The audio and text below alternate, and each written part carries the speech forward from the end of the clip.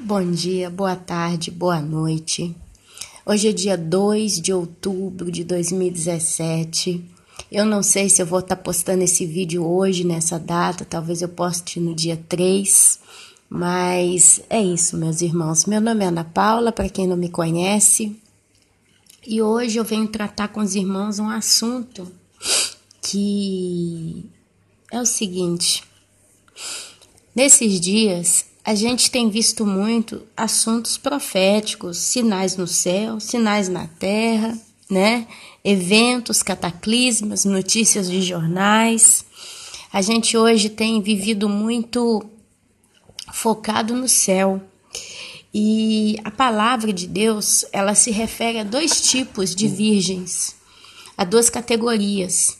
As chamadas virgens prudentes, que tinham azeite nas suas lâmpadas e suas garrafas, e as virgens nécias, que não tinham azeite consigo. E o que acontece, meu irmão, minha irmã? A gente está vivendo um momento na existência humana decisivo. Pode parecer longo esse momento, pode parecer extenso, pode parecer fatigoso, pesado, mas a realidade é que esse mundo como o qual nós conhecemos, ele não vai estar aqui, assim, daqui a 20, 30 anos. Eu acredito que não tenha tempo para chegar nesse nível. Eu não creio que nós vamos estar aqui mais 30, 40, 50 anos nessa terra. Talvez você acabou de ser avô, pai ou mãe, e você planeja pelo menos ver seus filhos crescerem, darem netos para você. Tem homens e mulheres que o sonho deles é ser avô e ser avó. E talvez você não vai ver isso, não vai viver isso. E você fica se remoendo por dentro porque você deseja isso na sua vida. E é justo. Nós fomos criados aqui, nós nascemos de uma família, muitos aqui tiveram avós, avós, tiveram toda essa parentela, tiveram laços de família com amor, tiveram bons momentos e às vezes você não teve nenhum dos bons momentos e mal espera por ter a tua própria família para você fazer aquilo que você não teve. Eu sei disso. Mas a gente vendo o caminhar da carruagem, vamos dizer assim, o andar da carruagem, a gente vê que esse mundo ele está só se complicando, ele está só se embrulhando, ele está só se fechando. Ontem eu ouvi um vídeo falando um pouco sobre satanismo, os Illuminatis e como que é, né, a ordem satânica, como que ela trabalha no mundo afora. E às vezes você pode me perguntar, mas para que você ouviu isso, Ana Paula? O que você ganha ouvindo isso? É sempre conhecimento, meus irmãos, é sempre entendimento, é sempre informação, né? E não recomendo para todo mundo, não é todo mundo que deve ver esse tipo. Chegou para mim, foi interessante, eu escutei, basta. Mas ali nas informações, né, que eu fui ouvindo, a gente se rende conta, a gente percebe quanta gente tem sofrido, mas sofrido assim. Eu vou só para os irmãos terem uma ideia. Eles fazem sacrifícios, por exemplo, com crianças. Isso aí, se você dá uma pesquisada básica na internet, você vai ver muitos assuntos falando sobre. E é descoberto que quando uma pessoa ela fica com medo, ela fica com pânico, ela é aterrorizada ao extremo, o sangue dessa pessoa produz adrenalina e outras substâncias excitantes, energéticas. O sangue fica potencializado de tal modo que os satanistas o bebem assim, e assim parece que o poder deles fica maior. Não sei o que é a frenesia que é, eu só sei que eles então entendem que uma vítima de sacrifício ela não pode ser simplesmente morta. Eles não somente pegam uma jovem, uma virgem, um rapaz virgem, uma criança, um bebê e matam.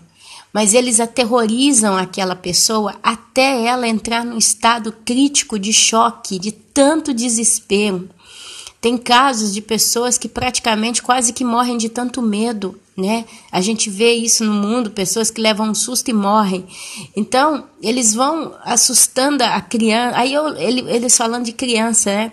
Então, eles vão assustando a criança, eles vão apavorando a criança, eles vão fazendo tanta maldade, tanta cativeira com a criança, e a criança vai entrando num estado de tanto desespero que o sangue dela vai no máximo. Quando eles veem que a vítima está desesperadamente aterrorizada, eles matam. Aí então eles matam. Só que esse é um processo físico e mental. Quer dizer, eles torturam mentalmente, vamos falar a criança, né? Eles torturam mentalmente essa criança. Eles fazem coisas que essa criança vai ficando, sabe, no extremo. E ao mesmo tempo eles vão violentando essas crianças. Fisicamente com dores e torturas. Então, assim, chegou num ponto que eu parei, eu falei, gente, eu não consigo imaginar esse quadro. Mas eu posso falar para você que está aí do outro lado ouvindo esse vídeo. É o que mais está acontecendo no mundo inteiro. Nesse exato momento em que eu estou aqui falando essas palavras, existem crianças aterrorizadas, prontas para serem sacrificadas no mundo inteiro. Crianças que são raptadas de orfanatos, crianças que são raptadas de hospitais, crianças que são raptadas no meio das ruas. E eles escolhem, a criança ela tem que ser extremamente inocente e inteligente. Então eles escolhem essas crianças, tem que ter uma idade específica. Existem cativeiros de crianças que nascem ali, preparadas para um sacrifício. Então as mulheres dão à luz a bebês e eles crescem até certo ponto e chega um dia que eles pegam essa criança e fazem dela um holocausto para receber poderes de demônios. Então foi só uma fatia do que eu ouvi ontem, e eu já sabia disso, mas eu relembrei esse fato.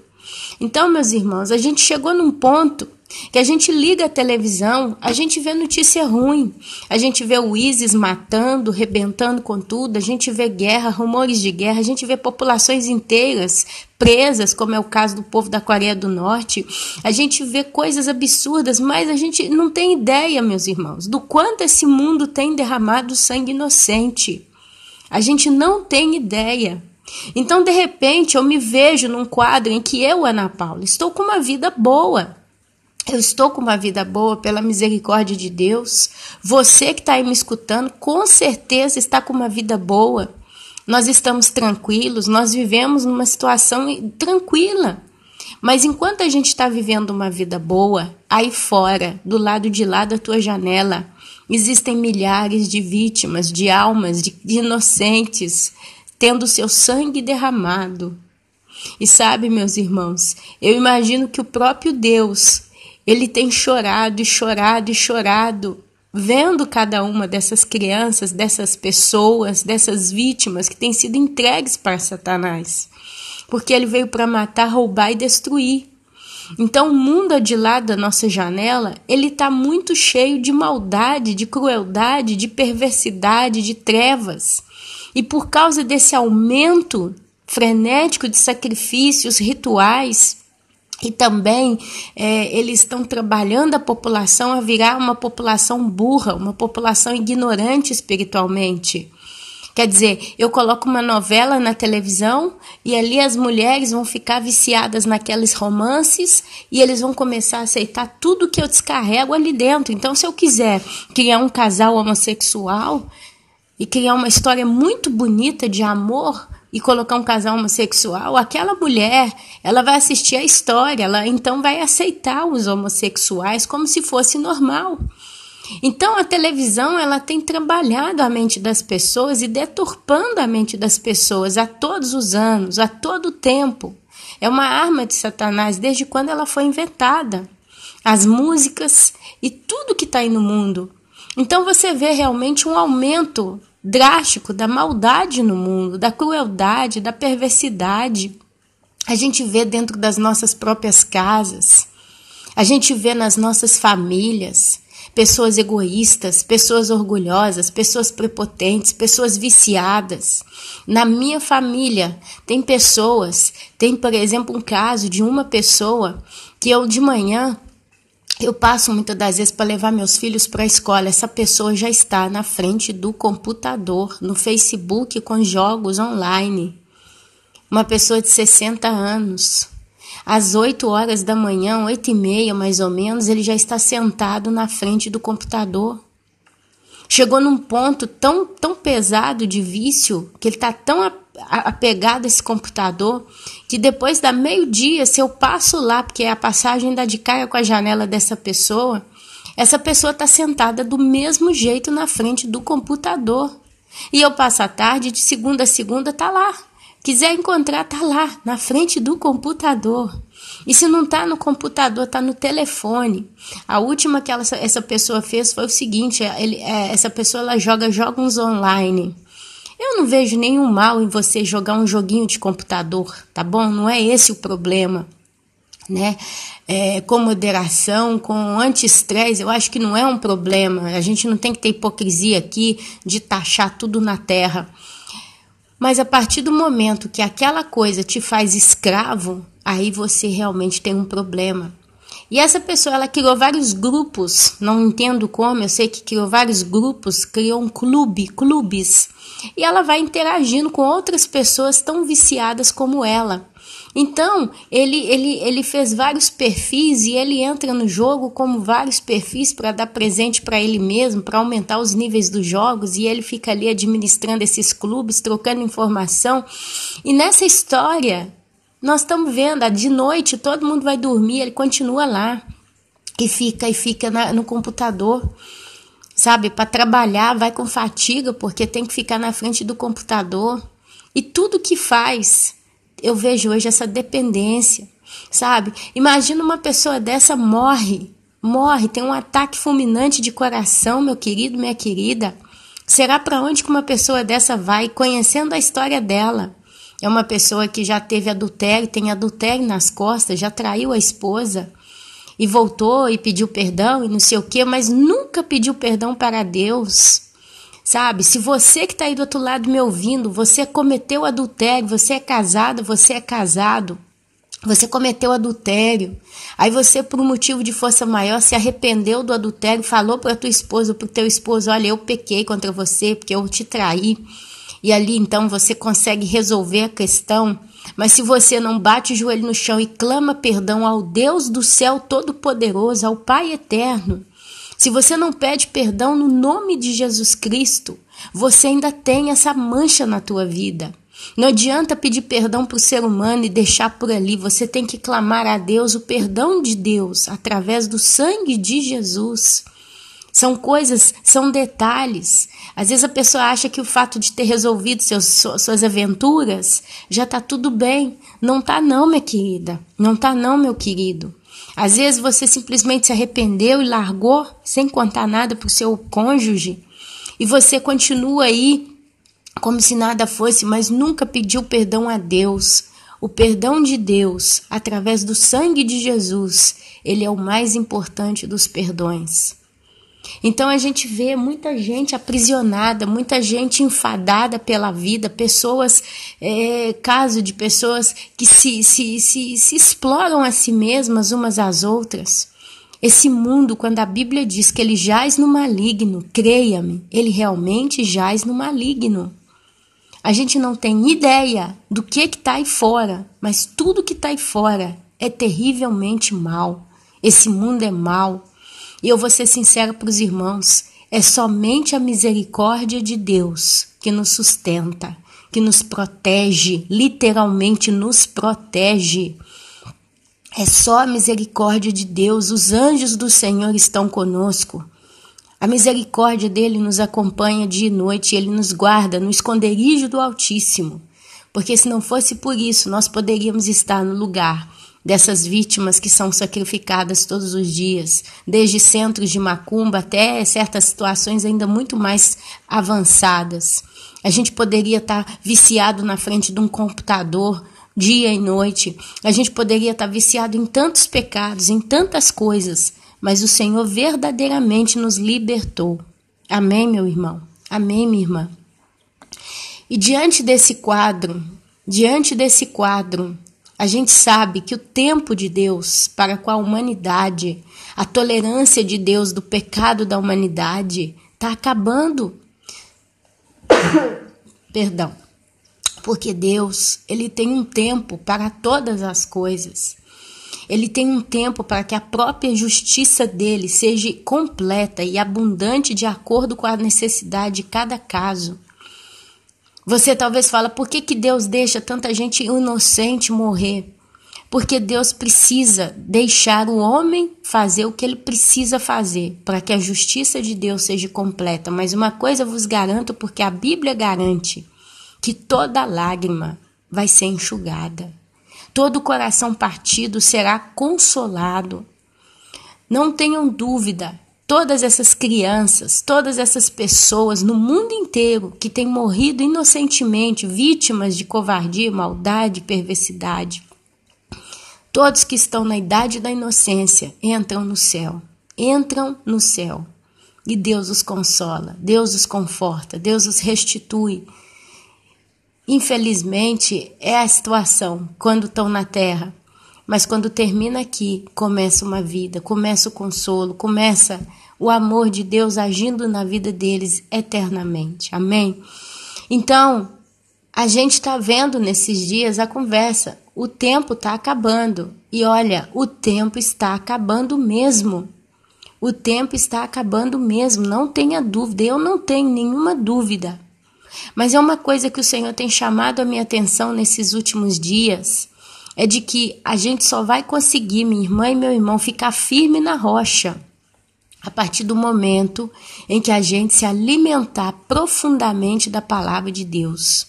E com isso ter muito mais consciência de detalhes da palavra de Deus. Eu coloquei um vídeo ontem em escola, Escola da Fé, aula 1, do pastor Hernani Santos, que ele relata sobre a lei e sobre a graça. E é uma pregação maravilhosa, é uma bênção. Eu recomendo você ouvir esse vídeo. Esse vídeo me renovou tanto, me refrigerou a alma, sabe? Me levou a glorificar a Deus, o meu Pai. Então, meus queridos, a gente precisa agora focar nisso. Não adianta, de todo o coração, eu te falo como amiga aqui, ok? Não adianta, minha querida, você ficar só ouvindo vídeo de sonhos. Eu tive um sonho, eu tive visão, eu tive sonho, eu tive visão, Tem gente que só escuta isso. Isso não está te edificando, isso não edifica o teu espírito. Se eu, Ana Paula, começo a ouvir só sonho e visão, e estão tantos canais aí fora, e são ótimos, a gente tem que ouvir. Mas tem gente que está só nisso, só ouve isso. E aí vem, eu tive uma visão que o sol fazia isso, que passava não sei quem, que não sei o quê. E vão contando os sonhos e as visões, umas mais tremendas e fortes do que as outras. Mas a palavra não está sendo ministrada em você. Está entendendo? Qualquer coisa que não tenha a palavra, a leitura da Bíblia, as escrituras sendo expostas para você, é um alarme de perigo. Porque não adianta, ou então vou ficar só olhando reportagem de catástrofe. Terremoto ali, furacão ali, tsunami lá, o céu não sei o quê. A gente precisa e deve prestar atenção em todas essas coisas. Mas isso tem que ser como quando você come um prato de comida. Você coloca uma boa porção de arroz, uma boa porção de feijão. E aí você coloca uma pequena porção de salada, uma pequena porção de carne. Então a salada e a carne é o complemento, mas o prato que te sustenta é o arroz com feijão. E o arroz com feijão é a leitura da palavra e oração. É oração. Sabe, às vezes orar por você mesmo todo dia começa a ficar noioso. O que eu vou pedir para mim todo dia? Eu não posso ficar pedindo a Deus que me dê carro, que me dê casa, que me dê casamento. Não é tempo. Se Ele quiser me dar, que dê. Eu peço a Ele para abençoar o que eu tenho, para abrir as portas, sim, mas eu não posso ficar todo dia pendurado nesses pedidos. Então, eu não posso pedir isso para Deus todo dia. Então, eu vou pedir perdão para Deus todo dia? Sim, mas até que ponto eu vou orar só por mim mesmo? Deus me enche, me abençoa, me instrui, abre o meu entendimento, dá-me entendimento, conhecimento e não sei o quê, e fico nessa conversa. Deus olha para você lá do céu, Deus Pai, Ele olha para você lá do céu e fala, mas para que eu vou dar entendimento, conhecimento, discernimento, revelação, santidade para a pessoa, se ela só ora por ela mesma? O círculo dela gira em torno só dela. O que ela vai fazer se eu der a ela entendimento, conhecimento, etc, etc? Ela vai frutificar, ela vai proliferar isso ao próximo ou ela vai guardar só para ela mesma? Então, uma grande chave, uma grande dica que eu vejo que Deus nos dá é quando você começa a preocupar e a se empenhar em servir o corpo de Cristo. Porque ali você todo dia vai ter uma oração fresquinha para fazer. Todo dia você vai ter um material fresco para trabalhar. A vida da pessoa A, a vida da pessoa B, a situação da família C, a situação de tal igreja, a situação de tal pregador. Sabe, você cada dia tem um discurso, um argumento novo, uma causa para apresentar diante do Pai. E ali você começa a chorar e a sofrer por essas causas, dentro do que o próprio Espírito Santo coloca no teu coração. E ali então Deus cuida de você, porque Ele vê que você realmente está interessado em servir o reino. Tem pessoas que quando elas vão trabalhar numa empresa, elas vão para um cargo específico e elas começam a dar o melhor que elas podem.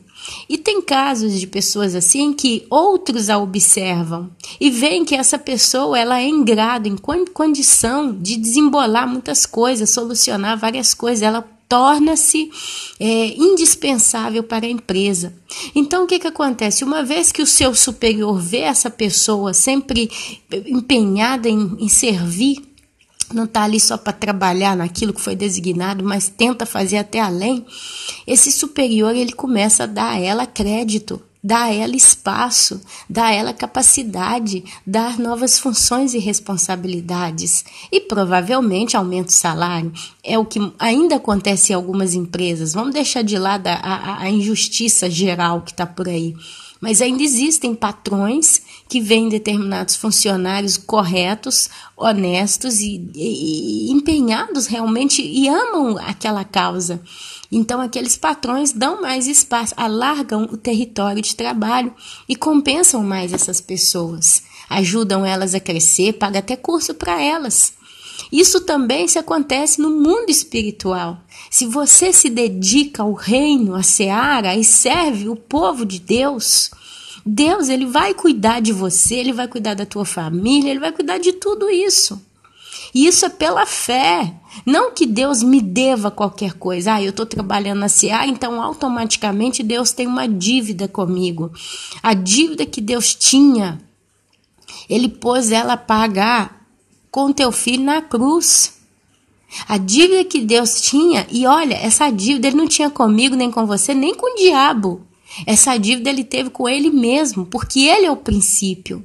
E quem poderia pagar essa dívida, que é a dívida do pecado?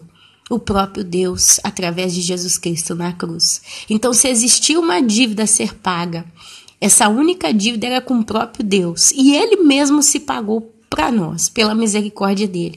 Então, se eu sirvo o reino, é automático, é natural da minha natureza de novo homem. É mais, alguém diria, é mais do que minha obrigação servir ao Senhor. Amém? Então, meus amados, mesmo assim, Deus, ele vendo o teu empenho, ele vendo a tua boa vontade, ele se sente na necessidade de te presentear, de te abençoar, de te recompensar.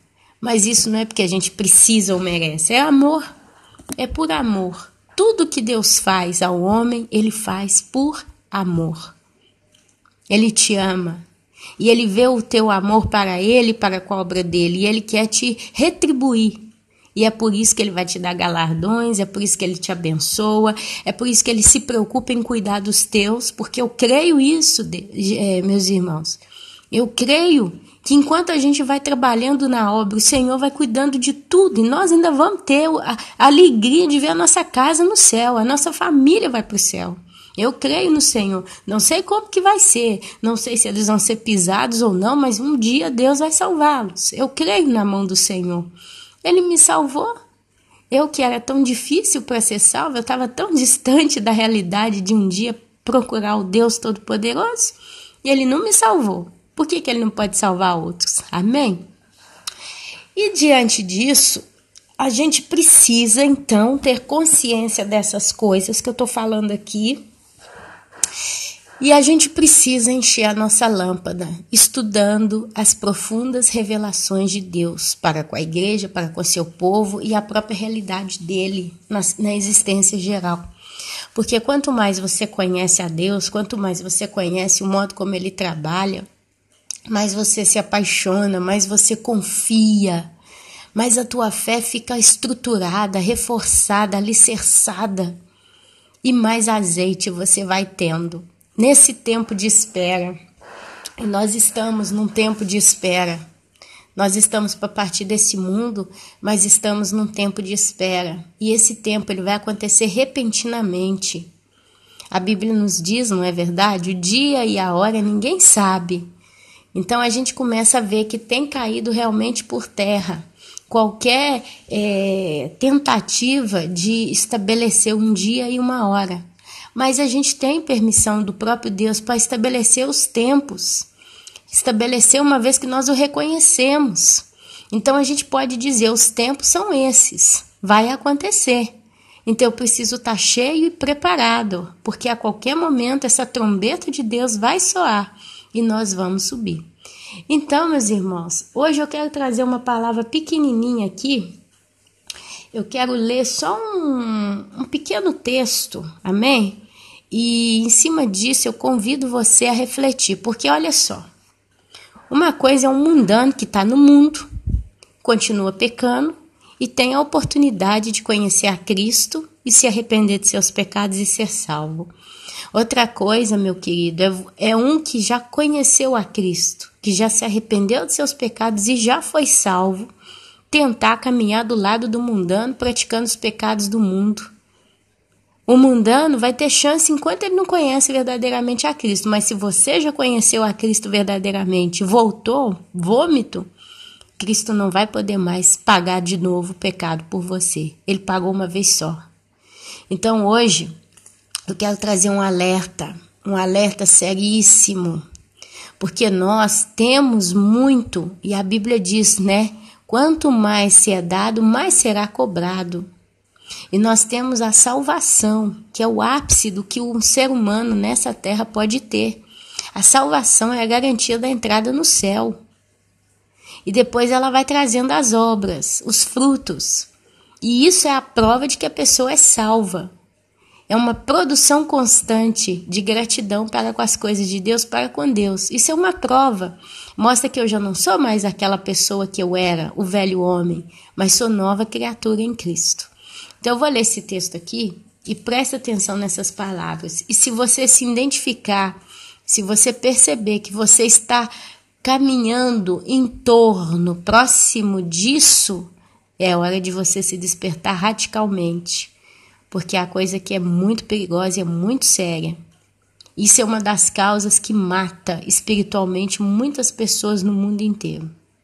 E nós temos que ficar atentos com esses detalhes. Porque para você não tem mais chance. Se você voltar ao vômito, você acabou. Não tem jeito. Amém? Presta atenção. Livro de Hebreus, capítulo 6, versículo 4 até o versículo 8. Eu vou ler aqui. Olha só que negócio sério. Seríssimo. O título na minha Bíblia é Os Perigos Espirituais. E aí começa. É impossível, pois que aqueles que uma vez foram iluminados e provaram o dom celestial e se tornaram participantes do Espírito Santo e provaram a boa palavra de Deus e os poderes do mundo vindouro e caíram. Sim, é impossível outra vez renová-los para arrependimento, visto que de novo estão crucificando para si mesmos o Filho de Deus e expondo-o à ignomia. Ignomia, meus irmãos, significa jurar, é ato de... ignomia. Eu escrevi a palavra aqui, mas eu perdi. Ignomia significa desonra extrema, desprezo, infâmia, opróbio. Então aqui eu poderia dizer, estão crucificando para si mesmos o Filho de Deus e expondo-o ao desprezo, porque a terra que absorve a chuva, que frequentemente cai sobre ela, e ela produz erva útil para aqueles por quem é também cultivada, recebe bênção da parte de Deus. Mas se essa terra produz espinhos e abrolhos, ela é rejeitada e perto está da maldição, e o seu fim é ser queimada. Amados, presta atenção. Se você que está me ouvindo, tem 2 exemplos, tem 2, e é uma linha muito, muito sutil.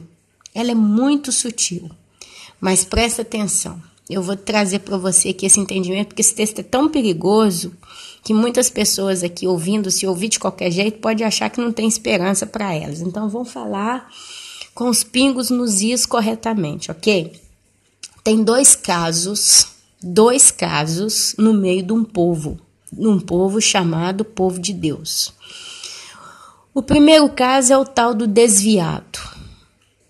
E o segundo caso é o caso do apostatado. Apostasia significa também separação, desvio total. Se separou, se destacou, se afastou para sempre. Apostasia. Um casal, quando faz o divórcio, eles se apostatam, quer dizer, eles se separam, cada um vai pela sua estrada e não voltam mais, normalmente, né? E o desviado, ele é uma pessoa que está no momento de fraqueza e esse por si próprio não consegue voltar para os caminhos de Deus.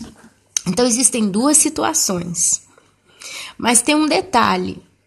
Normalmente, geralmente, o desviado, ele não é maduro o suficiente nas coisas do Senhor. Quer dizer, ele chora com saudade de Deus, ele participou de cultos e reuniões, ele viveu a palavra, ele teve momentos de oração que ele se arrependeu, e foi uma vida assim muito, muito, muito doce, uma história muito, muito legal com Deus. Mas geralmente o desviado é aquela pessoa que nunca teve força o suficiente para crescer. Ele ora lê a Bíblia, ora não lê, ou ele ora não ora ele está no meio de um grupo de pessoas que buscam as coisas de Deus, ora não está. Então o desviado ele está numa situação de desnutrição espiritual. Ele ainda está no leite, para ser sincero. Ele está no alimento do leite, que é uma das coisas que eu falei no último vídeo, que são as coisas básicas da conversão das coisas do Senhor. Então, normalmente, o desviado se batizou, aí frequentou a igreja, depois começou a caminhar com gente do mundo, gostou e ficou na turminha do oba-oba, e fica naquela coisa. Mas o desviado, ele tem um sinal que o acompanha, e é isso que faz a diferença. Ele vive triste, ele vive com saudade de Deus, ele vive com nostalgia e melancolia do Senhor. Quer dizer, às vezes ele está ali no pecado, ele está praticando o pecado, independente de qual pecado seja. Mas logo depois, às vezes ele tá praticando, por exemplo, a fornicação, né? Às vezes é um rapaz que ele vai na igreja, ele chora quando está na hora do culto, ele ora. Aí ele vai, termina o culto, aí vem uma mocinha bonitinha, ele põe ela no carro, leva com ela e passeia com aquela moça e termina num motel com aquela moça, tá? E às vezes até a moça também é crente e tal, e ali eles fazem tudo que tem que fazer, e ele faz no impulso mesmo, sabe? Esse rapaz, ele não faz na paz, ele não faz em alegria, ele não faz em regozijo, vivendo algo de direito, mas ele sente que ele está fazendo uma coisa que é errada. E ali o corpo dele é como se a carne o forçasse a continuar fazendo, que a carne quer o prazer, a carne quer a satisfação. Mas após o momento que a carne se satisfaz, a carne cansa, né? E senta ali e fica quieta. Ela recebeu o que ela queria daquele momento, digamos, um orgasmo, né? Um exemplo bem básico. Então aquele jovem ali senta ali, aí vem a culpa. vem a tristeza, vem aquela angústia, vem até lágrimas, porque aquela pessoa percebe que ela pecou. Ela percebe que ela está fazendo algo errado. Ela percebe que ela está entristecendo a Deus. Ela percebe que é como um filho pródigo que se afastou do Senhor. Então essa pessoa ela vive entre trancos e barrancos, chorando, triste, porque quer voltar para Deus, mas de repente ela entende que ela não tem força em si mesma para voltar. Mas ela quer voltar, ela precisa voltar, mas ela não sabe como voltar, ela não consegue simplesmente reagir, porque a carne está comandando nesse momento. Então esse é o típico desviado. É a pessoa ainda em que Deus tem misericórdia, o Espírito Santo ainda está convencendo ela que ela está pecando, entristecendo a Deus e o próprio Espírito Santo. Então são pessoas que estão numa condição que elas ainda têm condição de voltar para Deus. E é tão raro, tão fato que vários desviados voltam para Deus. Eu mesma já me desviei várias vezes. Quantas vezes eu caí? E eu levantava e caía, levantava e caía, levantava. E foram 20 e poucos anos assim. Caindo, levantando, caindo. Ficava 1 mês, 2 meses, 6 meses séria lá na igreja. Aí depois, pum, caía. Aí ficava 1 mês caída. Chegava até a esquecer. Chegava até a ficar num momento em que realmente eu nem pensava tanto em Deus. De vez em quando era demais, eu voltava a lembrar e me dava uma saudade. Me dava um aperto. Uma nostalgia, uma melancolia, uma tristeza, eu preciso de Deus, eu quero Deus, mas eu não consigo. Então isso é ser desviado. E para esse caso tem esperança. Enquanto o Espírito Santo está te convencendo, e no teu caso, ele te convence com a tristeza, basicamente, porque ele está triste. E se o Espírito Santo ele fica triste dentro de você, automaticamente você fica triste, porque o Espírito Santo de Deus ele está ligado diretamente ao teu espírito. Então o teu espírito literalmente sente a tristeza do Espírito Santo, e o Espírito Santo não só se entristece, mas ele te dá a entender o porquê que ele está entristecido. Então você vê a razão dele, e você entende que ele está certo e você está errado. Então é uma tristeza terrível. Porque tem um rancor, né? Uma consciência pesada. Então é uma tortura. Até o dia em que você, sabe, às vezes em meio a lágrimas, sem a menor força, você clama. É o clamor sofrido, é o clamor doído pelo pedido de socorro. E ali você começa a entrar num processo de arrependimento e vai clamando, vai gritando, vai chorando, e vai pedindo misericórdia, vai pedindo ajuda, vai pedindo socorro. E então, o próprio Espírito Santo, ainda triste dentro de você, ele sente a sua tristeza também, porque você é humano, você é um ser. E ele vê que você está sendo sincero nas tuas lágrimas, e ele então se levanta. E ele te consola, ele tira o peso, porque você está confessando aquele pecado, aqueles pecados do seu desvio. Então o Espírito Santo ele vai tirando esse peso, ele vai lavando a tua alma de novo. E ali então, por um lapso de tempo, você se encontra sem o fardo, porque ele tira esse fardo, ele te consola e ele te dá alegria. Aí, meus irmãos, é que está o perigo para os desviados, porque quando acontece esse momento, o desviado em questão, ele precisa ser bem instruído para saber o que fazer. Então, se esse desviado vai numa igreja que não ensina que o povo tem que ler Bíblia, que não ensina que o povo tem que combater as causas dos santos, participar na seara, uma igreja que estuda a Bíblia com maturidade, com seriedade, essa pessoa ela vai continuar sempre desnutrida espiritualmente, sem informação, e vai perecer por falta de conhecimento. Quer dizer, essa pessoa, ela provavelmente vai cair de novo. Então é onde, quando isso acontece com o chamado desviado, que ele finalmente consegue de novo se arrepender, pedir perdão e se lava, e o Espírito Santo então volta a confortá-lo, é nesse momento, esse chamado desviado, ele tem que fazer o quê? Pegar a Bíblia e começar a ler. Com perseverança, com autoridade, com fé. Ler de Gênesis até Apocalipse, ele tem que ir lendo e lendo e lendo e lendo e lendo e lendo. Todo dia, todo dia, todo dia, todo dia. Por quê? Porque o desviado, basicamente, ele está anêmico espiritualmente falando. Ele está sem força, ele não tem alimento, ele não tem estrutura. Ele precisa da energia, ele precisa da força. E isso vem do Espírito Santo, casado com o arrependimento genuíno da pessoa. Então, quando essas duas coisas se encontram, o peso é retirado, o fardo é retirado, a cadeia é quebrada e a pessoa, por um pouco de tempo, ela está liberta. E ela se sente leve. E ela então olha para si e fala, eu não vou cair de novo, eu estou forte em Deus. Só que se essa pessoa não tiver a manutenção pela palavra de Deus, quer dizer, é como se o anêmico, né, ele chega no hospital praticamente morto. Aí o médico, com muita dificuldade, consegue injetar nele alguma coisa que ele revive.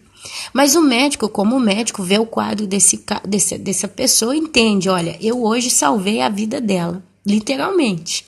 O quadro dela está estabilizado, mas agora ela precisa fazer uma terapia, porque ela precisa colocar de novo toda a vitamina que o corpo dela precisa. Eu não posso fazer isso de uma vez, que eu vou matar ela. Ela não tem estrutura para receber todo o ferro que ela precisa. O corpo por si só, ele precisa de tempo para absorver essa vitamina e converter ela na saúde que essa pessoa precisa ter. Então, o que eu faço?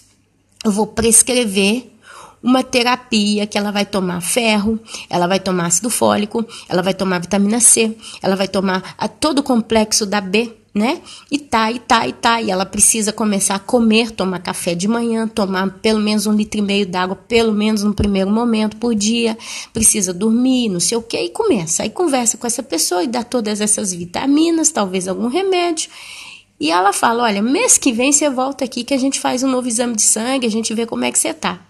Então a pessoa, ela sai viva do hospital, mas ela ainda está fraca. Então ela precisa, no mesmo momento, talvez no mesmo dia, já começa a tomar as vitaminas. E aquilo, num primeiro momento, simplesmente não vai deixar ela cair de novo. Mas depois de um tempo que ela continua o cuidado, a cura, a terapia, ela vai se tornando forte. Até que chega um momento que ela olha para trás e ela se vê de novo tão bem. E ela fala, gente, como é que eu deixei me cair em tal situação? Por que eu caí desse jeito? Hoje eu tô bem. Aí ela vai no hospital, faz os exames de novo, o médico fala, você tá bem, você não tem mais anemia, você tem todos os nutrientes que seu corpo precisa, tá tudo equilibrado, tá tudo funcionando direitinho. Continua assim. Eu não preciso mais fazer você tomar essas vitaminas, mas agora você precisa se alimentar todos os dias direito. Amados, isso é o caso da vida espiritual também. Lembrando que as coisas que acontecem nessa terra é um espelho das coisas que são. Então, do mesmo jeito que o teu corpo físico precisa de um bom alimento e de saúde, o nosso corpo espiritual também precisa receber as mesmas coisas. E o nosso alimento é a leitura da Bíblia. Então, desviado, quando ele consegue levantar e se arrepender de seus pecados, ele precisa ter esse plano. Eu vou ler a Bíblia todo dia. Tomar remédio não é bom, não é gostoso tomar vitamina. Tem gente que tem que tomar xarope de coisa de vitamina, aquele gosto ruim na boca. Só que você tem que fazer uma escolha. Ou eu tomo e conserto a situação, ou eu caio de novo. Você está entendendo? Então, o desviado, ele entra nesse quadro e volta a se levantar. E é assim que funciona. Agora, qual é a diferença agora para o apostatado? Aí a coisa é diversa. É o que o apóstolo Paulo fala aqui. Olha aqui, ó. É impossível, pois, que aqueles que uma vez foram iluminados, eles também provaram o chamado dom celestial. Eles também se tornaram literalmente participantes do Espírito Santo. Eles provaram a boa palavra de Deus e os poderes até mesmo do mundo vindouro. Sim, é impossível, eles caíram, é impossível outra vez renová-los para o arrependimento, visto que de novo estão crucificando para si mesmos o Filho de Deus, expondo-o ao desprezo, à ignomia. O apostatado, meus irmãos, ele não vai caindo aos poucos, como o desviado. Mas normalmente a pessoa apostatada, ela toma uma decisão radical. É um exemplo, eu vou dar um exemplo básico, que é o que mais ou menos acontece, né? Eu vou dar esse exemplo básico aqui, mas não precisa ser por força só esse caso, mas é um caso para um pastor. Imagina um pastor, um homem de Deus, um homem que tem conhecimento profundo das Escrituras, tem conhecimento mesmo. O cara não sabe só o beabá da Bíblia, mas ele teve revelação do Espírito Santo, palavra de entendimento, porque ele lia a Bíblia. Todo mundo que lê a Bíblia fatalmente vai ter esse momento de o próprio Espírito Santo te dando entendimento das Escrituras. Porque se você faz de coração, é isso que acontece, ok? Então, esse pastor, ele tem entendimento da Bíblia porque o Espírito Santo deu ele um entendimento, ok? Tem discernimento das coisas. Ele ensina, então ele vive aqui, ele prova da boa palavra de Deus. Ele não fica só no superficial, ele vai no profundo, ele não está só no leite, ele vai no alimento sólido, ok? Então isso já faz uma estrutura muito forte na pessoa. Porque o conhecimento, ele faz com que a pessoa seja forte.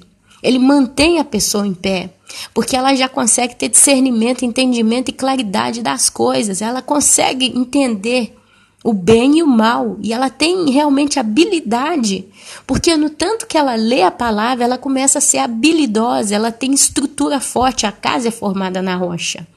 Dificilmente uma pessoa dessa desvia. Por quê? Porque ela tem um conhecimento prático das Escrituras, não só, mas porque o próprio Espírito Santo ensinou para ela. Porque tem satanista aí que conhece a Bíblia inteira e conhece muito bem a Bíblia, mas não foi o Espírito Santo que ensinou para ele. Foi a inteligência humana. Então isso é uma palavra sem fé, sem obra, sem nada, ela é morta. Mas quando o Espírito Santo, meus irmãos, entra no meio, a coisa fica séria. Porque só o Espírito Santo é que pode dar discernimento verdadeiro no nosso espírito das Escrituras, das coisas de Deus. Quando uma pessoa ela é inspirada por Deus na leitura da palavra, ela se emociona. Talvez você lendo a Bíblia, quantas vezes você já chorou? Quantas vezes você já pegou a Bíblia e já abraçou ela e ficou ali caminhando a Bíblia? Porque você fica tão conectado com a realidade das Escrituras que se você pudesse, você abraçaria a Deus e choraria nos pés do Senhor. Por amor, por adoração. Mas como você sabe que não tem a presença física de Deus, do Espírito Santo de Jesus, você não pode tocá-los fisicamente, você abraça a Bíblia. Você deita a cabeça em cima da Bíblia, fica ali acariciando a Bíblia, chorando, porque você entende o quanto ela é preciosa, o quanto ela é viva, o quanto ela é forte, o quanto ela é real. Então você, sabe, quantas vezes eu fico aqui lendo, começo a chorar e eu começo a fazer carinho na Bíblia, abraço a Bíblia, porque eu não quero perder isso. É tão lindo, é tão gostoso, é tão maravilhoso você ter isso, essa comunhão. Quando isso acontece, é o próprio Espírito Santo que está ministrando isso em você. Então isso aí já tem uma diferença cabal entre o desviado e o apostatado. O apostatado, ele literalmente foi ensinado pelo próprio Espírito Santo de Deus as Escrituras. O desviado não teve esse contato forte, por um motivo simples, porque ele simplesmente não buscou isso com o coração. Mas o apostatado provavelmente sim. Teve um momento na vida dessa pessoa que ele se dedicou com tanto amor, com tanta pureza, ele queria realmente. E Deus, meus amados, ele não nega para ninguém, ele não se nega para ninguém. Todo coração que vem até o Senhor com genuína sinceridade, ele se dá para essa pessoa. Ele alivia o pobre, o abatido, o fraco, o cansado, aquele que quer inteligência e sabedoria de Deus, ele a dá com abundância. Então, existem esses casos de pessoas que vieram até Deus de sinceridade o buscar, e ele se deu para eles através do Espírito Santo. Então, presta atenção, o Espírito Santo está no meio. E a Bíblia fala que pecado contra o Espírito Santo não tem perdão. Essa aqui não seria um exemplo muito forte de pecado contra o Espírito Santo? Por quê? Porque o Espírito Santo se deu, e aí a pessoa vai e trai a Deus. Então, olha só, essa pessoa ela teve a prova da palavra de Deus. E ela também viveu os poderes do mundo vindouro. Provavelmente ela viveu certas coisas que ela vê que veio das coisas espirituais, né? Talvez é uma pessoa até que ministrou muito na vida dos outros, de vários modos, né? Ministrou a palavra, ministrou a oração, ministrou dons de cura, dons de milagres e prodígios, não sei. Mas ela teve essas experiências dos poderes do mundo vindouro. E de repente essa pessoa cai. Ela cai. Mas ela não cai porque ela é fraca. É isso que é a diferença. Esse caso do apostatado, ele não cai porque ele é fraco. É o caso do pastor que passa aquele mulherão na frente dele.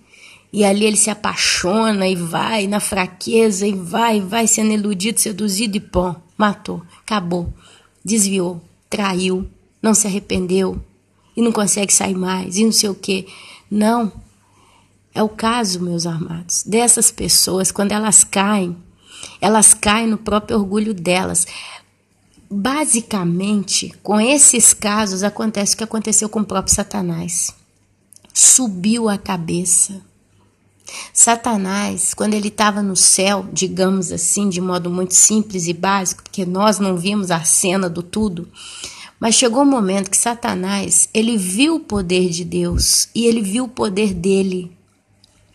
E Satanás chegou à conclusão que ele era muito forte, muito poderoso como anjo, arcanjo, sei lá o que ele era. Mas ele tinha muito poder, muita beleza, ele era o top. Deus fez ele o maior dos anjos. Arcanjo, querubim, sei lá. Ele era o maior, ele era o chefe, ele era o líder do louvor, enfim. Então ele olhou para a sua força, para a sua capacidade e olhou para Deus e percebeu que Deus ainda assim era muito mais poderoso do que ele.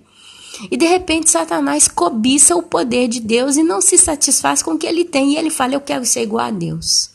E ele botou isso na cabeça dele. E aquilo virou uma ambição, um projeto de vida para Satanás. Então o que Satanás começa a fazer? Ele começa a trabalhar para conquistar esse poder. Mesmo sabendo que Deus era poderoso. Mas ele ainda crê que ele poderia tomar o lugar de Deus e ser literalmente como o próprio Deus. Quer dizer, ele não diz de anular Deus, mas ele queria ser como Deus. Eu e Deus seremos iguais. Quer dizer, eu vou ser um segundo Deus. E quando eu falo Deus aqui, é Deus Pai. Deus Pai. Yahweh, né? E ele então entra nessa cobiça e chega um momento que o próprio Deus o entrega a essas próprias paixões. Eu não tenho certeza, não sei dizer se Deus em algum lugar pergunta para Satanás, por que você está fazendo isso? Tem tempo de você voltar? Eu não sei, eu não lembro se a Bíblia fala sobre isso. Deus fala assim com Caim, que matou Abel. Caim começou a ter a maldade crescendo no coração dele, e Deus chega para Caim e fala, mas por que você está fazendo isso? Arrepende-te, ainda tem tempo. Mas Caim continua a rebelião dele.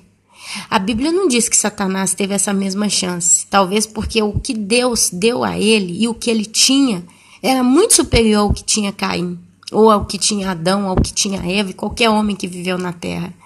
Talvez pelo fato do próprio Satanás ver a Deus face a face, porque ele viu a Deus face a face. Já é o suficiente para que quando ele caiu sem volta. Porque ele provou da palavra, dos poderes do mundo vindouro. Ele viu o céu. Ele provou o próprio Deus. Ele viu a Deus criando, agindo em todas as coisas. E ele então tem esse sentimento de cobiça e se rebela contra Deus. E ele não estava fraco, desviado, mas ele estava comprometido e, como se fala, decidido a combater contra Deus. E aí, meus irmãos, ele não tem perdão. Isso acontece com os homens. É o caso, então, desse pastor, dessa pastora, desse levita, desse obreiro, dessa mulher, desse servo, entendeu? Desse ser humano que está bem com Deus, está vivendo as boas coisas do Senhor, tem força para ler Bíblia, tem força para orar. Só que por um motivo de força maior, isso acontece com todos os seres humanos, começa a querer subir a cabeça. Sabe, às vezes é a pessoa que começa a receber muitos elogios. Ô irmão, como você é usado por Deus. Glória a Deus pela sua vida. E começa a ser muito cocolado. E aquilo ali começa a levar na cabeça da pessoa que ela é muito importante. E essa pessoa então começa a achar que ela é tão importante que ela não pode, ela é imprescindível, ela é indispensável. E ela começa então, mas eu tenho dom para falar, eu tenho dom para operar, eu sei fazer muito bem o que eu faço, quando eu ajudo alguém, eu faço com habilidade, eu. E ela vai se esquecendo que todo dom que ela tem, por mais que ele é excelente, vem de Deus. É Deus que dá para ela esse dom. E essa pessoa, ela vai se convencendo que ela é forte. Então ela começa a ter um coração que vai se apostatando, até chegar ao ponto dela praticamente pensar no coração dela que ela não precisa nem do Espírito Santo, mas é ela que governa o Espírito Santo na vida dela, sabe? Tem gente que tem uma apostasia tão pesada que eles acham que eles é que comandam o Espírito Santo. Eu vou em tal lugar, eu vou fazer uma reunião e eu vou impor a mão em tantas pessoas e aquelas pessoas serão curadas, porque eu tenho fé. Não, não é fé. É achar que essa pessoa controla o Espírito Santo e ele tem que obedecer a ela, então o Senhor vai curar as pessoas. Sabe, a coisa ela é muito profunda. Esse apostatar, ele é muito profundo. E essa pessoa, ela chega num ponto em que entra o ego dela em questão. Basicamente o ego dela. Enquanto o desviado, o ego dele está caído porque ele está triste, ele sabe que ele é pecador e ele precisa de Deus, é um miserável. O apostatado, pelo contrário, ele começa até mesmo a achar que o próprio Deus precisa dele, que ele é imprescindível, indispensável para Deus. Ai de Deus se não tiver eu aqui. Deus vai quase que ficar mais fraco, porque eu sou um poder, uma potência na terra. E ali, meus amados, essa pessoa começa a pecar. Só o ego que começa a ser gerado no coração dela já começa a levar essa pessoa a pecar, porque Deus ele odeia o orgulhoso, o rebelde. Deus ele ama o humilde, mas o orgulhoso, o rebelde, Deus ele odeia isso. Então, às vezes, essa pessoa nem peca com adultério, com roubo, com não sei o que, às vezes nem isso. Mas só o fato dela querer achar que comanda a Deus, quer dizer, o jogo vira, né? Ela não vê ela em Deus, mas, aliás, ela não vê Deus nela, mas ela vê ela em Deus. Eu comando, eu decido, eu resolvo. E essa pessoa começa, então, a cair no engano. Porque o que acontece? O Espírito Santo nessa pessoa, ele começa a ser apagado. Olha só, tem quem diz, não entristeceis o Espírito Santo, e tem momentos que a Bíblia fala, não apagueis o Espírito Santo dentro de você. Dá para você ver que tem duas diferenças? Uma coisa é não entristecê-lo, a outra coisa é não apagá-lo. Quando a gente entristece o Espírito Santo, a gente sente a tristeza dele, vai chegar um momento que a gente provavelmente vai voltar para Deus, porque a gente não vai aguentar. Ainda assim, pode ter casos de pessoas que vão entristecendo tanto o Espírito Santo que ele até se apaga na pessoa, porque a pessoa ela vai caindo e não faz nem força, né? É um pouco preguiçosa, ela não combate. A Bíblia fala que nós temos que perseverar até o fim. Então, o mínimo que um desviado tem que fazer é uma oração pedindo perdão, pedindo clamor, pedindo misericórdia, pedindo ajuda, socorro.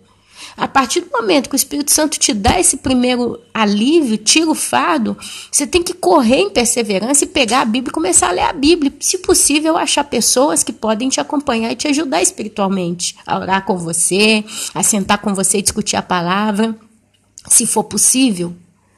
Então você tem que agir, você tem que tomar vitamina e vai, sem parar. Quando você assustar, você está bem de novo. E normalmente você então vai estar bem, vai estar firmado na rocha. E ama a Deus. Você tem momentos de amor ao Senhor, de louvor a Deus. Mas o apostatado, o cara apostatado, não é que ele entristece o Espírito Santo, ele apaga o Espírito Santo. É claro que o Espírito Santo se entristece, né? O Espírito Santo, a tendência é se entristecer diante de qualquer situação que ele está em alguém e esse alguém o rejeita. Então ele vai ficar triste, porque, poxa, é uma vida que está se perdendo. Só que a rebelião, o coração, ele é tão amargo, ele é tão duro, ele é tão arrogante, que ele peca contra Deus nesse ponto, entendeu? Chega um ponto que o apostatado, ele peca contra o próprio Espírito Santo, e o Espírito Santo é apagado, basta. É rebelião aqui. Porque uma coisa é o Espírito Santo ver uma pessoa que está em pecado e ela não consegue sair daquilo ali, e ela não tem força. E o Espírito Santo, então, tem misericórdia, porque é onde entra a misericórdia de Deus. Então, tem consciência, existe dificuldade aqui, existe sofrimento, e o coração, ele está sofrendo. Então, eu preciso ajudar. Outra coisa é o próprio Espírito Santo ver um coração que não está fraco, não está sofrendo, não está triste, mas está só querendo mais e está engordando, o ego está crescendo. E essa pessoa, então, ela já não quer mais ouvir a Deus, ela não interessa, ela sabe tudo. Sabe? É um confronto. Essa pessoa, ela está confrontando o Espírito Santo, literalmente. Até o ponto dela falar algo que peca. E aí ela apaga o Espírito Santo dentro dela. Peca contra o próprio Espírito Santo. Se você observar, existem casos de... A gente vê muito pregador, porque é o maior exemplo, né? Normalmente os irmãos em Cristo não estão pregando, a gente não vê essas pessoas, mas basicamente os pregadores que estão apostatando, se você observar, você vê esses caras, eles falam na carne. Você vê que eles estão falando na carne, já não mais no espírito, porque não tem amor, não tem piedade, não tem sensibilidade. Eles falam na carne. Você vê que, olha, eles falam algo com sabedoria, porque eles estudaram isso no passado, se lembram? E olha, eles falam de doutrinas que você para e fala, gente, isso aqui não desce, não testifica em mim, não vem de Deus. Então, são sinais. A segunda coisa, no caso de pregadores, um bom sinal para você ver que ele começa a se apostatar, é que ele começa a focar o mundo. Porque antes ele focava o céu, e os olhos dele era tudo para o céu. De repente ele volta a focar o mundo, e ele olha para o mundo. Então ele começa a pregar e a gerar uma ideia focada nos tesouros do mundo. E tá gostoso, tá bem, e ele começa a te incentivar a querer o mundo. Isso é um sinal também de apostasia. Porque o nosso reino não é nessa terra, é no céu. É um outro grande sinal. Então toma cuidado, eu falo isso porque eu faço isso. Se eu vejo um pregador, seja ele quem for, pode ser o melhor de todos, o cara começa a focar o mundo, começa a querer te fazer sonhar, querer te estimular a desejar, a crescer, a frutificar no mundo. Ana, mas é errado, Ana, então quer dizer que eu não tenho que crescer? Claro, tem que estudar, tem que trabalhar, tem que desejar um novo cargo de emprego, tem que desejar casar, sim. Só que você tem que ter isso em segundo plano, porque o primeiro plano é o reino dos céus. Eu posso falar aqui, meus irmãos, 40 minutos, 1 hora, 2 horas, mas o tempo que eu falo aqui, se eu falo 2 horas, 1h45, 1h50 tem que ser focado no reino do céu. E os últimos 5 minutinhos eu dou uma ajudinha para você que está querendo melhorar na terra. Sim, trabalha, estuda, pede a Deus para te abençoar, pede a Deus para te abrir as portas enquanto você estiver nesse mundo, te sustentar. Não é pecado. Agora, se eu faço o contrário, eu fico 1h50 focando o mundo, focando coisas de dinheiro, e depois eu dou 5 minutinhos de palavra focando no céu, eu mudei a prioridade. Então, isso é um forte indício de apostasia também.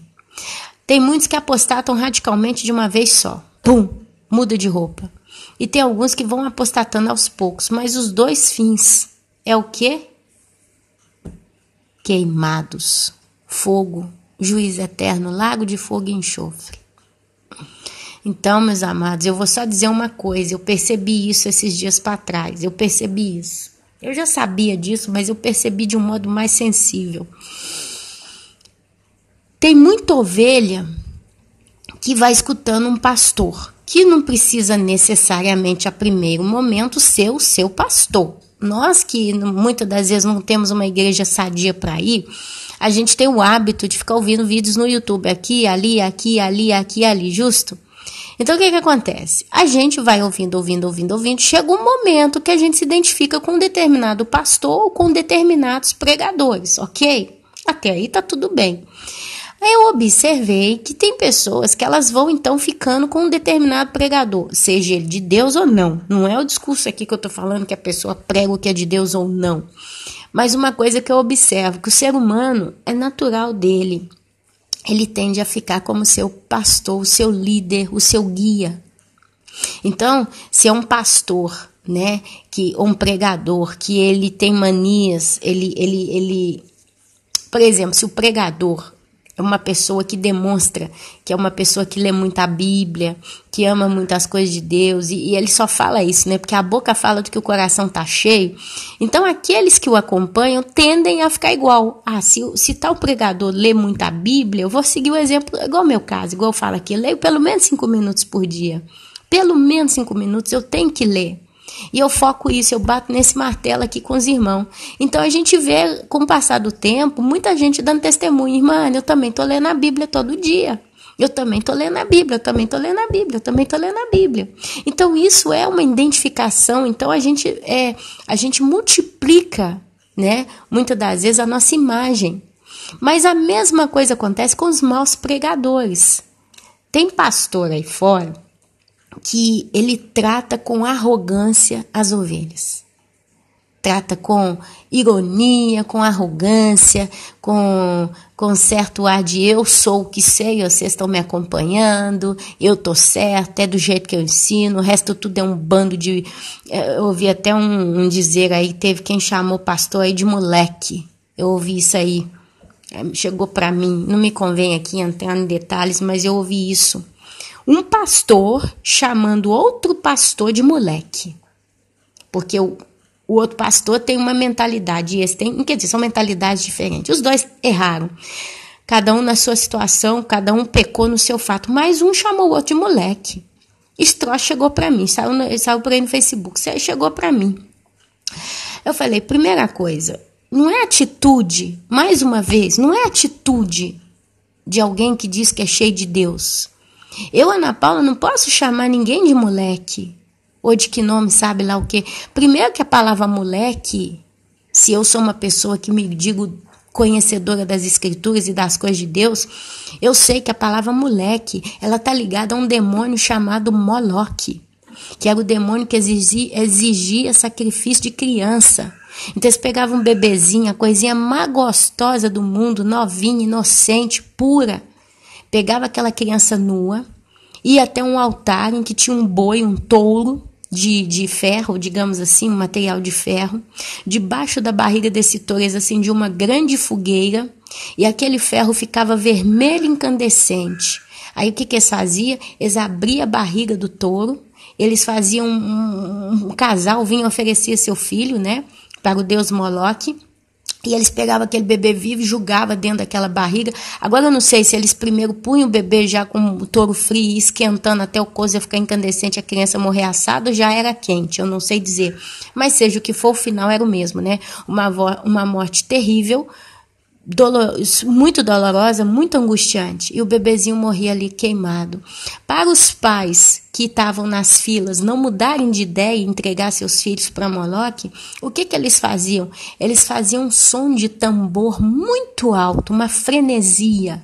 Eles faziam uma música, uma batucada alta, de modo que o choro da criança não era escutado, para que nenhum pai e mãe mudasse de ideia. Então ficava aquele estado de transe coletivo e as crianças iam sendo sacrificadas a Moloque. E a palavra Moloque, ela veio para o Brasil através, acho que dos africanos, não sei, que usam então a expressão moleque.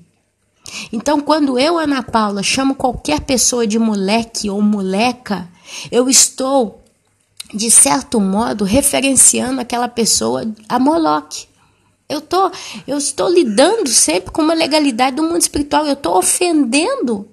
Poxa, se a pessoa que eu chamo de moleque é uma pessoa que se converteu a Cristo e o sangue de Cristo lavou o pecado dela, como lavou os meus, quem sou eu para então falar que aquela pessoa é moleque?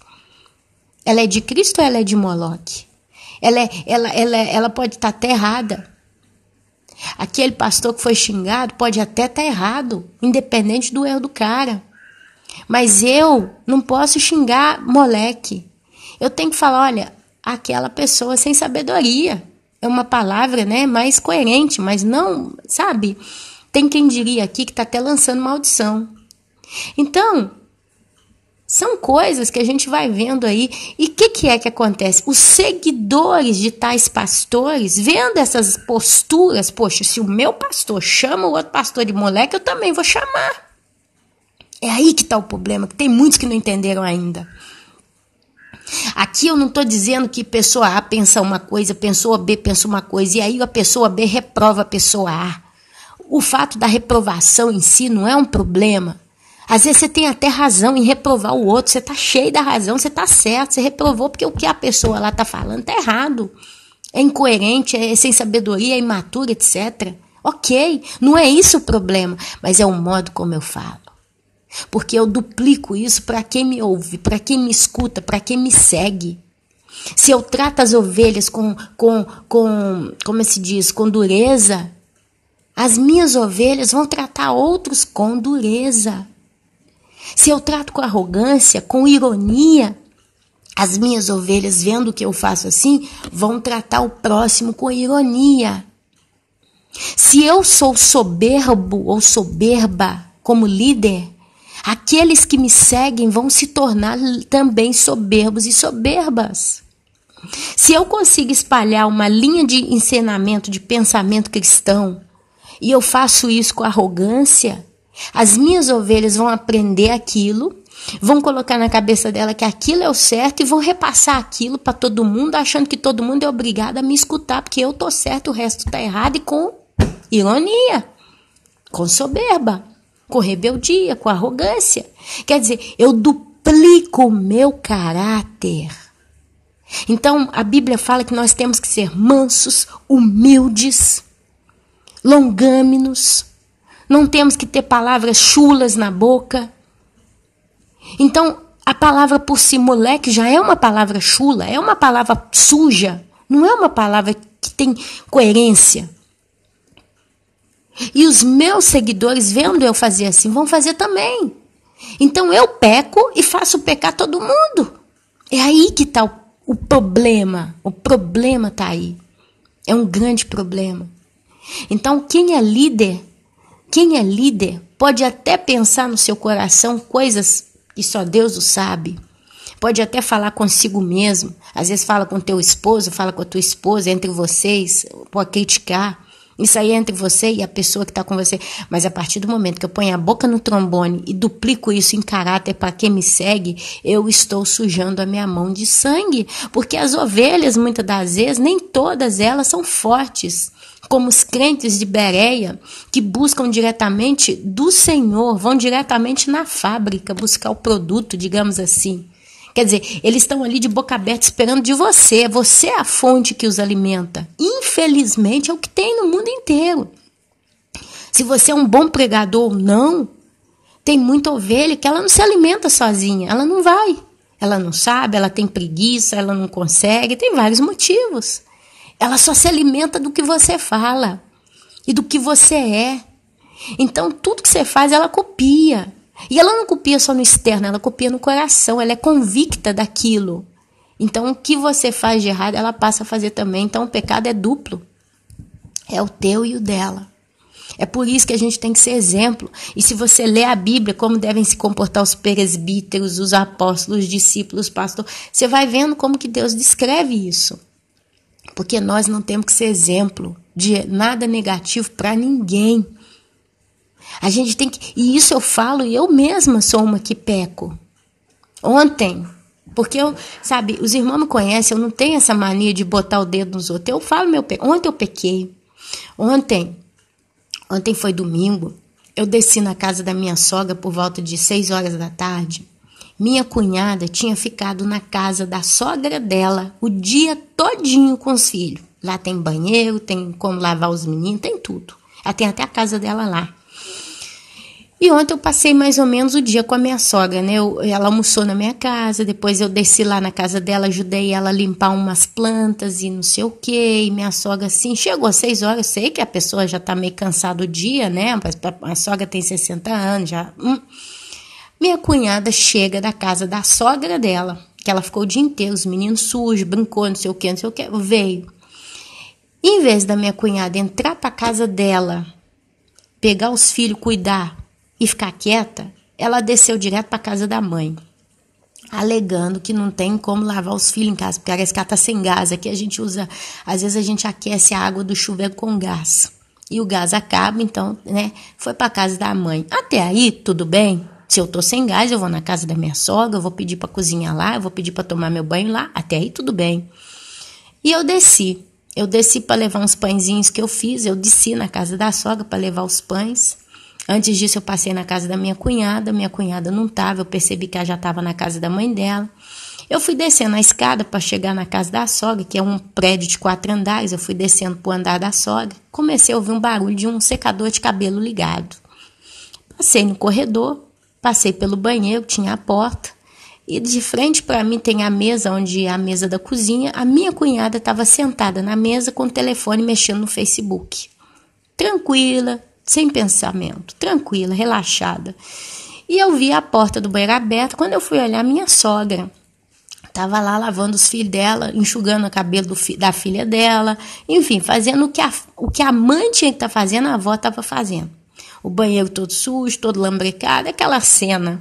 Aquele negócio pegou mal no meu coração, porque eu falei, poxa, em vez dela, que é mãe, resolver isso aqui, a própria avó é que está lá, toda pegada, toda torta, cuidando dos filhos dela. Isso me deu indignação no meu coração, porque é errado, é errado. É errado, você pode trazer para mim o argumento que você quiser para tentar passar, mas não passa, gente. Se você está lá, se você está à toa, você não pode sentar na mesa com o telefone, com o Facebook, sua mãe vai lá trabalhar para você, fazer uma coisa que você, como mãe, tem que ter responsabilidade. Então tá errado, né? O mínimo que tinha que acontecer, ela tá lá lavando a menina, ela lá cuidando da menina. A mãe podia estar até em pé do lado, ajudando assim, mas ela tinha que estar assumindo 99% da responsabilidade. E não foi isso que eu vi. Então eu vi esse fato. Cheguei em casa, subi, fomos jantar. Eu, meu marido e meus 2 filhos, de 7 anos e de 10 anos. E meu marido e eu. Eu não suportei e abri a boca na mesa e comentei esse fato com meu esposo. Meus 2 filhos escutando, meu marido escutando. E ali então eu satisfiz a minha necessidade de compartilhar esse fato vergonhoso. Porém, na mesma hora, no final disso, eu parei e falei, meu Deus, o que é que eu ganhei com isso? A satisfação de ter duplicado essa vergonha? Contar uma coisa errada do outro? Meus 2 filhos ouviram isso? Meus filhos ouvindo isso, o que eles aprenderam? Que é errado eu, como mãe, abandonar meus filhos na sogra ou que eu estou fofocando uma coisa de um outro? Sabe? Então veio um emaranhado de coisa na minha cabeça. Eu falei, mas eu acho que eu pequei, porque eu podia ter até comentado com meu marido, apesar que não ia mudar nada, não ia resolver nada, não ia convencer ninguém de pecado, ia só bater uma satisfação. Ah lá, tá vendo? A outra abandona o filho na mãe, não sei o que. Quer dizer, então é palavra fútil, né? Chega nessa conclusão que são palavras fúteis. Então eu, por mim mesma, pequei com a boca. A conclusão final é que, no mínimo, eu errei. Eu não tinha que ter comentado isso. Então, meus amados, a realidade, por que eu estou contando esse fato? Porque todos nós estamos sujeitos a pecar. Todos nós estamos sujeitos a falar, todos nós estamos sujeitos a criticar, a julgar o próximo, a apontar o dedo, todos nós estamos sujeitos a falar palavrão, todos nós estamos sujeitos a apontar o dedo para o outro lado e tal. Isso aí é a coisa que acontece. Pobre miserável homem que sou, quem me livrará desse corpo da morte? Isso é um fato, mas o outro fato é eu fazer disso uma constância. Eu todo dia, o tempo todo, eu tenho essa postura arrogante, essa postura prepotente, essa postura. E ensinar isso para as minhas ovelhas, porque elas aprendem. Então, se a minha vida fosse fazer vídeo fofocando aqui com os irmãos, começando a expor a vergonha de todo mundo, começando a criticar todo mundo, e olha lá aquele moleque, né, por exemplo, vou no Facebook, escrevo essa frase, ou então vem aqui no YouTube e começa a falar, aquele vagabundo, aquele doido, aquele insano, aquela louca, né? Que fulano assim. Gente, o que eu ia duplicar aqui? O que eu ia duplicar aqui? Não, irmãos, que hoje nós vamos estudar texto tal da Bíblia, porque é assim que eu tenha a verdade, porque aquele lá prega errado, aquela lá prega errado, que tem povo que não entende nada, que nós entendemos que eu sou doutora, porque eu estudei o hebraico, eu estudei o aramaico, eu estudei o grego, eu estudei o japonês e não sei o quê. Entendeu? Quer dizer, a postura, ela faz a diferença. Você pode ser uma doutora na lei, saber grego, saber hebraico, saber aramaico, saber japonês, saber africano, saber inglês. Você pode ser uma pessoa letrada, estudada, pode ter vivido até em Israel. Mas se você tem como passar isso com humildade, com singelidade, né? Singela, tranquilidade, as suas ovelhas, elas vão ver você como uma pessoa mansa e humilde. Elas vão começar a ser assim também. Porque o meu pastor é humilde, é manso. Ele consegue admoestar o próximo com amor, com carinho. Eu nunca vi ele ser... Ele é severo, mas ele não é arrogante. É claro que isso são dons que só Deus pode dar. Nenhum de nós conseguiríamos em nós mesmos ter esse tipo de dom, ok? Mas se você é um líder ou uma líder, você vê isso. E Deus, ele vê também, você duplica teu caráter. Você duplica. Por mais que você não queira, a gente duplica. Você como pai dentro de casa, você como mãe, você duplica. Meus filhos, eles têm manias que eu tenho. Eles fazem coisas, eles querem coisas que eu quero, eu faço. O que eu como, eles querem comer, então se chega num outro lugar, muda um pouco, eles já começam a estranhar, porque estão acostumados a ser daquilo que eu faço, do que o pai fala. Os nossos filhos, eles copiam tudo que a gente faz e fala. Imagina as ovelhas pelo mundo. Então, meus amados, a gente vê vários sintomas, a apostasia. As pessoas que têm sabedoria de Deus, que receberam coisas de Deus, têm que tomar muito cuidado. E olha, Deus não faz nada por fazer.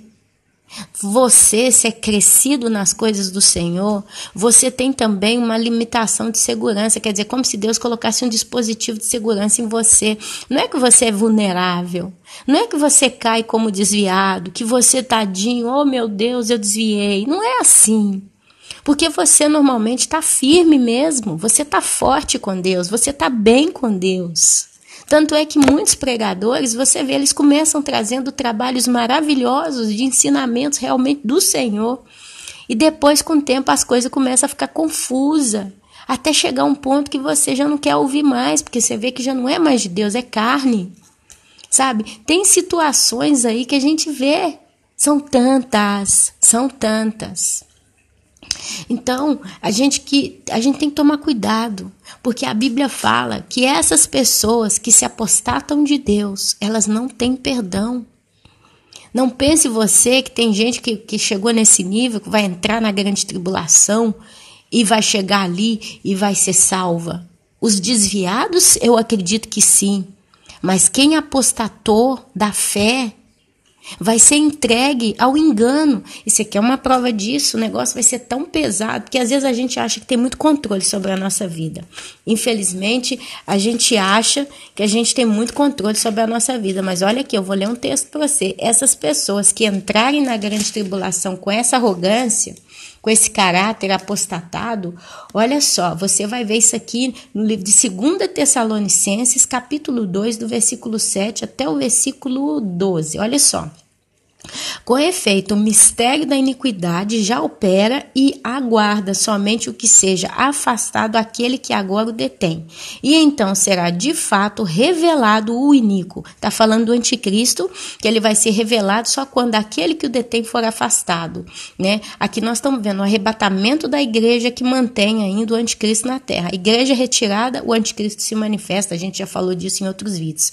A quem o Senhor Jesus matará com o sopro da sua boca e o destruirá pela manifestação de sua vinda. Quando Jesus descer montado num cavalo branco com as suas vestes salpicadas de sangue no dia do Armagedon do céu, com seus santos que o acompanham, a Bíblia diz que com o sopro da boca ele vai matar o anticristo, ok? Então, manifestação da sua vinda. Ora, o aparecimento do iníquo, eu poderia dizer que, ora, o aparecimento do anticristo é segundo a eficácia de Satanás. Quer dizer, ele vai receber poder de quem? De Satanás, ok? Com todo o poder e sinais e prodígios da mentira. Então, ele vai falar só mentira. E com todo o engano de injustiça aos que perecem. Então, ele vem para quem já está perecendo, aos que perecem. Olha o tempo verbal, que perecem. Porque não acolheram o amor da verdade para serem salvos. Esses serem salvos aqui é da grande tribulação, é de viver debaixo do império do anticristo. E eles não acolheram o amor com amor à verdade, a verdade da palavra, para serem salvos. Então eles já estão perecendo no engano. É por este motivo, pois, que Deus lhes manda a operação do erro, para darem crédito à mentira. Então, meus amados, é inevitável para esses apostatados não crerem no anticristo. É impossível. Por mais que essa pessoa foi letrada, doutorada, conhecedora das escrituras, crente de Bereia, se essa pessoa se apostatou de Deus, como diz aqui em Hebreus, essa pessoa ela vai ser entregue à própria mentira. Porque quando isso acontecer, o coração dessa pessoa já está sem o próprio Espírito Santo, porque ela apagou o Espírito Santo no coração dela. É por este motivo, pois, que Deus lhes manda a operação do erro para darem crédito à mentira, a fim de que serem julgados todos quantos não deram crédito à verdade. Antes, pelo contrário, deleitaram-se com a injustiça. Essas pessoas, elas literalmente se deleitaram com a injustiça. É o que eu estou falando. Essas pessoas arrogantes, elas se deleitam com a mentira. Eles não estão, é o contrário do desviado. O desviado sofre, o desviado chora, o desviado se angustia, tem agonia. Enquanto ele não volta para Deus, ele não vive em paz. Mas o apostatado, quanto mais ele se afasta de Deus, mais ele tem prazer na vida dele. Mais ele se sente satisfeito. Mais ele quer se afastar. Ainda que ele ache que não está se afastando. Ainda que ele ache que é um doutor nas coisas de Deus, uma doutora. Mas ele tem um deleite em si mesmo, é o seu próprio ego que conta. E ali Deus vai entregar essas pessoas à mentira. Quando o anticristo vier, vão ser os primeiros a levantar a mão para pôr a marca da besta. Irmãos, infelizmente, essa é a realidade. Eu estou trazendo essa palavra aqui para ser alerta para quem está escutando. Eu aqui não quero botar mão na cara de ninguém, eu não citei nome de ninguém, eu não citei, né?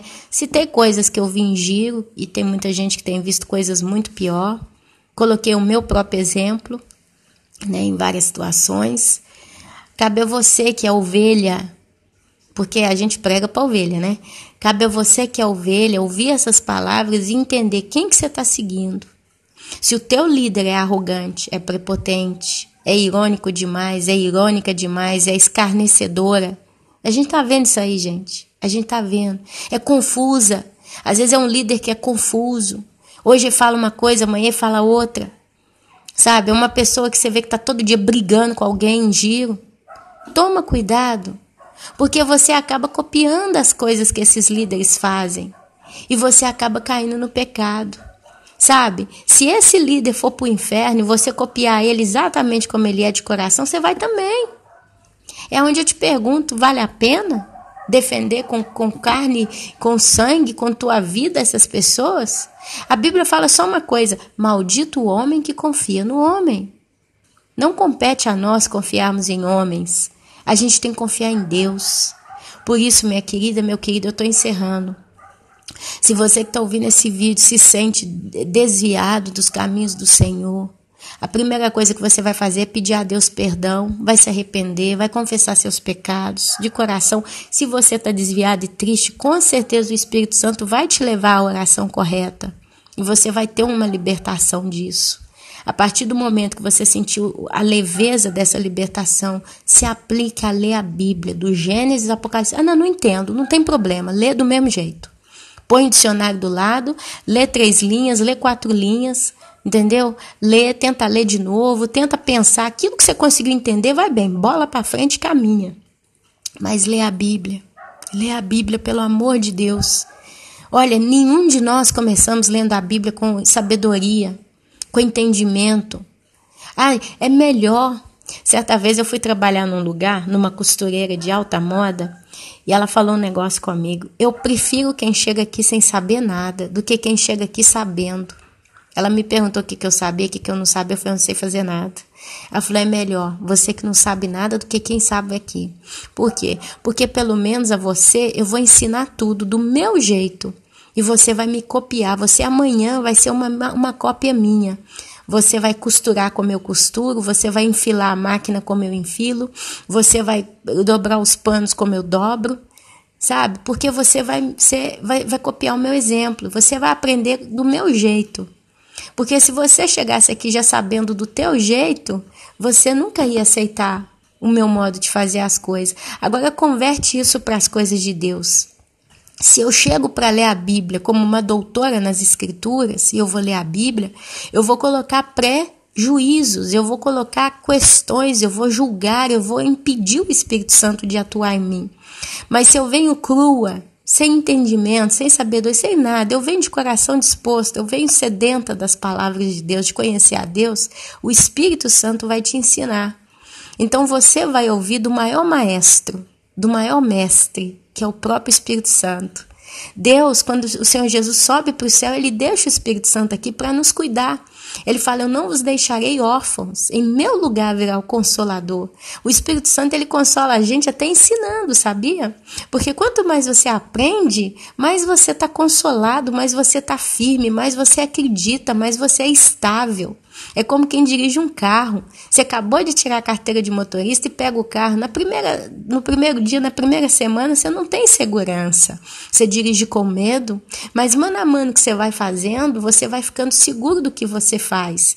Então, quando o Espírito Santo ele vai te ensinando, você vai ficando seguro com as coisas de Deus. E a sua fé, ela é inabalável, ela se torna inabalável.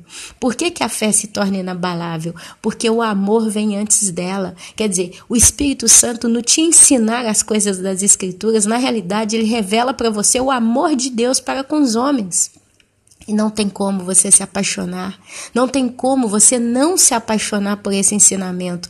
E você então começa a se apegar a Deus com amor. Então, quando a gente ama alguma coisa, a gente não abre mão daquele amor. Então, quando você aprende a amar a Deus, você aprende a confiar em Deus. Então a sua fé aí se torna inabalável. E ninguém te tira isso. Ninguém, nem Satanás, nem teu próprio coração, nem a tua carne te leva a esse amor. Porque o amor lança fora tudo. Não é só todo medo, não, é tudo. O amor é o princípio para agradar a Deus. Então, se você ama a Deus, você vai ser seguidora do maior dos mestres, que é o próprio Deus, que é o Espírito Santo. Então, entre seguir o caráter, o comportamento, o modo de falar de um pregador, de um ensinador aí, e seguir o modo do próprio Espírito Santo, que é ter os dons e os frutos dele, qual que é a melhor coisa a se escolher? Eu, Ana Paula, eu escuto muitos pregadores, eu escuto muita gente, eu não vou mentir, aliás que eu parei muito, mas eu escuto muitos pregadores. Mas tem um pregador que eu escuto e ele é a minha referência eterna, é o Espírito Santo. Ele é o meu maior pregador, ele é a minha referência. O resto é só para acrescentar, para ajudar a esclarecer, para ensinar. Ontem mesmo eu vi um vídeo do pastor Hernandes Santos, como que o Senhor me renovou, como que ele me encheu naquele vídeo. Mas o meu maestro é o Espírito Santo. E eu só consigo ter o Espírito Santo como meu maestro se eu busco o Senhor nas Escrituras. Porque o Espírito Santo mal vê a hora. Ele não consegue mais esperar a hora, o momento de começar a te ensinar, a ministrar em você a sabedoria das coisas de Deus. A alegria de Deus é te ensinar. Então, se você se dispõe a ler a Bíblia, o Senhor começa a te ensinar. E Ele ensina com alegria. E você, então, ama a palavra. E ninguém te tira isso. Tenha certeza do que eu estou falando. Ninguém te tira os ensinamentos que Deus te deu, se você vive isso de coração. E você pede a Deus em oração que te ajude a completar a carreira, a encerrar esse caminho. Porque a gente precisa ter humildade para entender que nós somos falhos. Nós somos uma caixinha de Pandora. A caixinha de Pandora, para quem não conhece, era uma caixa misteriosa, cheia de enigmas que ninguém conseguia abrir, tá? Então nós somos isso. Coração do homem, minha irmã, coração do homem, meu irmão, é terra que ninguém pisa.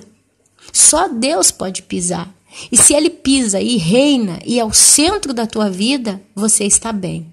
Mas se Ele deixa de ser o centro da tua vida e você começa a colocar Ele de canto, de lado, aí você começa a ter problema, correr sérios riscos. Tome cuidado para que isso não seja um motivo de uma apostasia. Amém? Então, amados, diante do arrebatamento iminente, eu acho que é justo, é correto que a gente tenha esse tipo de compreensão das coisas de Deus, que a gente entenda isso como é, porque é o que nós temos hoje. Nós temos que alimentar né, o nosso corpo com a palavra de Deus, a nossa mente, o nosso espírito. Temos que nos encher do azeite, porque é assim que a gente vai ser encontrado quando o Senhor Jesus vier arrebatar a sua igreja. Amém? E assim eu vos deixo a gloriosa, poderosa, a Santa Shalom, que é uma paz infinita, cheia de boas intenções para a tua vida. Amém, amém e amém.